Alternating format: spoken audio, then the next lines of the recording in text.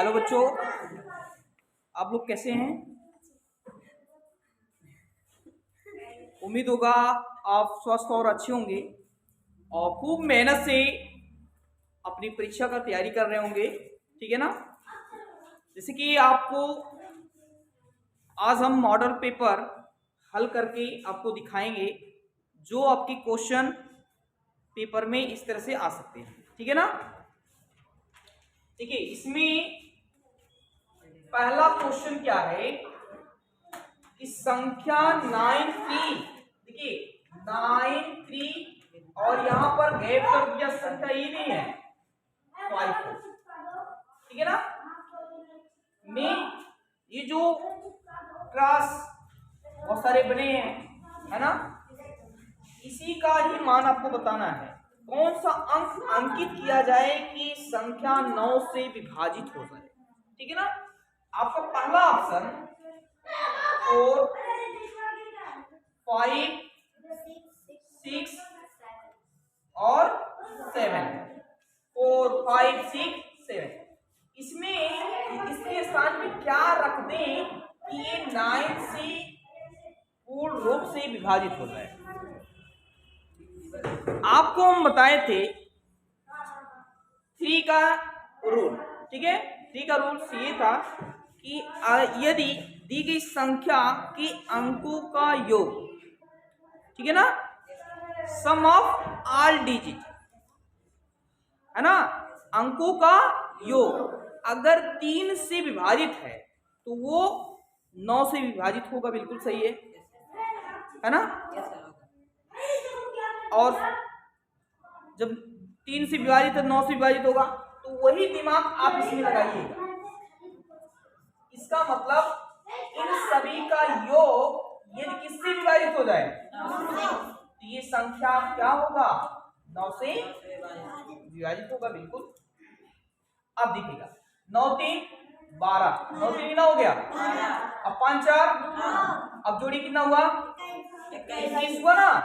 तो 21। अब देखिए इसके स्थान पे कौन सी संख्या हम ले लें, इसमें से कौन सा अंक ले लें कि इसमें जोड़ने पर वो 9 से विभाजित हो जाए। तो अगर देखिए 4 ले लेंगे तो 25 हो जाएगा, तो 25 9 से विभाजित नहीं होगा। अगर वो 5 ले लेंगे तब भी विभाजित नहीं होगा। 6 ले लेंगे तो 27 हो जाएगा। 27 9 से विभाजित होगा कि नहीं होगा? हाँ, ये 27 विभाजित। आपका आंसर कौन सा हो जाएगा? 6। ठीक है ना? चलिए, इसके बाद इसमें क्वेश्चन करा 4 अंकों की सबसे छोटी संख्या ज्ञात कीजिए जो 18 से पूर्णतः विभाजित हो जाए। ठीक है ना? तो चलिए मैं आपको दूसरा क्वेश्चन बता रहा हूं। देखिए बच्चों, इस तरह से अगर क्वेश्चन आता तो ऑप्शन में भी ध्यान दीजिएगा। ठीक है ना? हमको नियम पता था, सभी संख्याओं का योग यदि 9 से विभाजित होती है तो वो सभी संख्या क्या होंगे? 9 से विभाजित। मैं बोल रहा हूं यदि दी गई संख्या के अंकों का योग 9 से विभाजित हो तो ये सभी संख्याएं क्या होंगी? 9 से विभाजित होंगी। समझ में आ रहा है कि नहीं आ रहा? ऐसे मैंने लिख दिया 3 5 6 2 8। ठीक है, क्या ये 9 से विभाजित होगा? कैसे चेक करेंगे? जोड़ेंगे। 5 3 8, 8 8 16, 16 और 8 फिर 24, 24 को ना? 24 क्या 9 से विभाजित होगा? तो ये संख्या 9 से डिविजिबल नहीं होगा, पूर्ण रूप से विभाजित नहीं होगा। समझे ना? हाँ, चलिए नेक्स्ट क्वेश्चन आपका है। और जल्दी जल्दी से वीडियो को लाइक और सब्सक्राइब करके बेल आइकन बटन को दबा लें, जिससे कि आप 2 दिन बची हुई आपकी। ठीक है ना? जैसे ही मैं वीडियो में अपलोड करूंगा आप तक पहुंच जाएगा। ठीक है ना? चलिए दूसरा क्वेश्चन, इसमें कह रहा 4 अंकों की सबसे छोटी संख्या ज्ञात कीजिए जो 18 से पूर्णतः विभाजित हो। जैसे कि आपका पहला ऑप्शन 1000 है ना? और दूसरा ऑप्शन बताइए 1010, सी 1100, डी 1008। 18 से पूर्ण रूप से विभाजित हो जाना चाहिए। 4 अंकों की छोटी छोटी संख्या जो 18 से क्या हो जाए, पूर्ण रूप से विभाजित हो जाए। तो मुझे बताओ कौन सी संख्या हो सकती है? डी वाला कैसे कैसे आप 18 से भाग देने पर विभाजित हो जाएगा?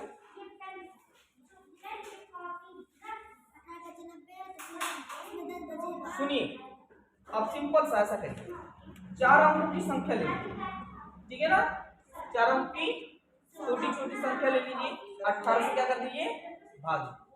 तो 18 पंचे 90, 18 पंचे 90 कितना हुआ, बताओ, याद लो यहाँ और फिर ये उतारेंगे, 18 पंचे 90 है ना, कितना हो जाएगा 10।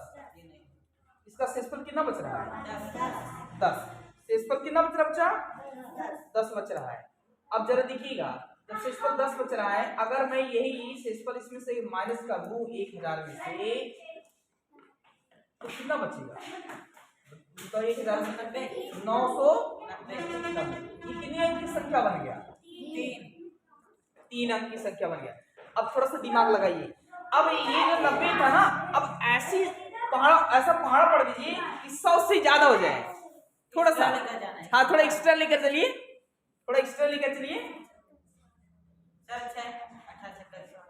हाँ 18 छक्का 108, समझ में आएगा नहीं बच्चों, 108 में से 100 घटा देंगे, उल्टा घटाइएगा, 108 में 100 घटाना कितना आएगा, 8। यही तो है एक्स्ट्रा वाला, यही है ना, इसी में आप जोड़ दीजिए, 1000 में कितना जोड़ देंगे लाला, 8, तो कितना आ जाएगा 1000। आपका आंसर ये है, समझ में आ रहा नहीं आ रहा है, हाँ ये मस्त क्वेश्चन है, इस तरह से आएगा क्वेश्चन, ठीक है ना। तो ये आपका दूसरा क्वेश्चन था, इसको नोट कर लीजिए, लिखना हो तो लिख लीजिए, मैं बोल दे रहा हूं, 4 अंकों की सबसे छोटी संख्या, 4 अंकों की सबसे छोटी संख्या, कल मैं टेस्ट लिया था उसी का ही है सब पेपर। 4 अंकों की सबसे छोटी संख्या ज्ञात कीजिए जो 18 से पूर्णतः विभाजित हो, जो 18 से पूर्णतः विभाजित हो।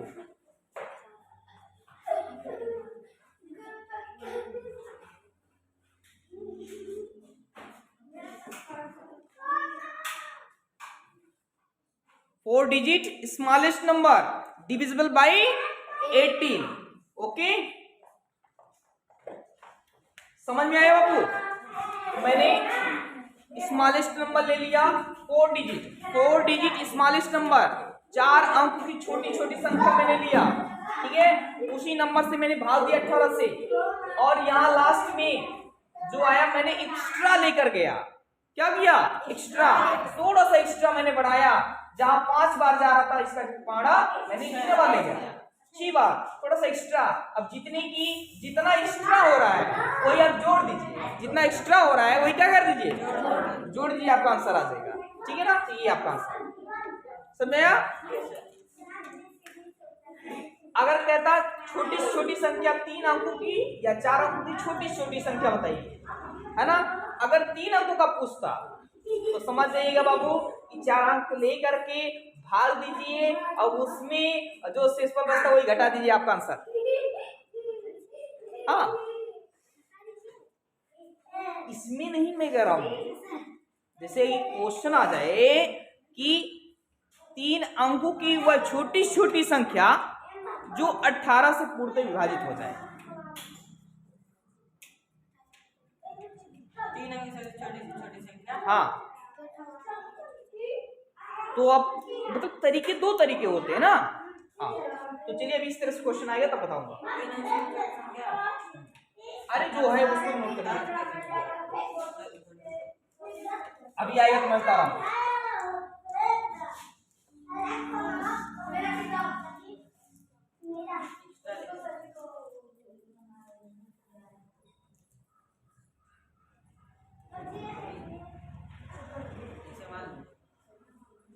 चलिए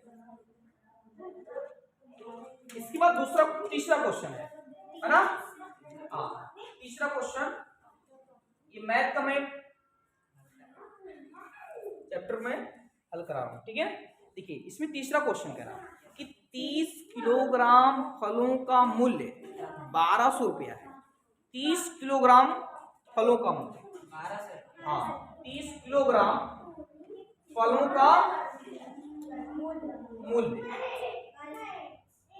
ओके।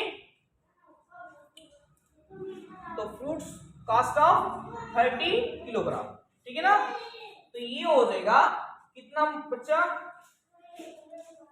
1200, 1200 रुपया।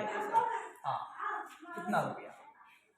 अब मुझे बताओ 30 किलो का मूल्य कितना, 1200, है ना।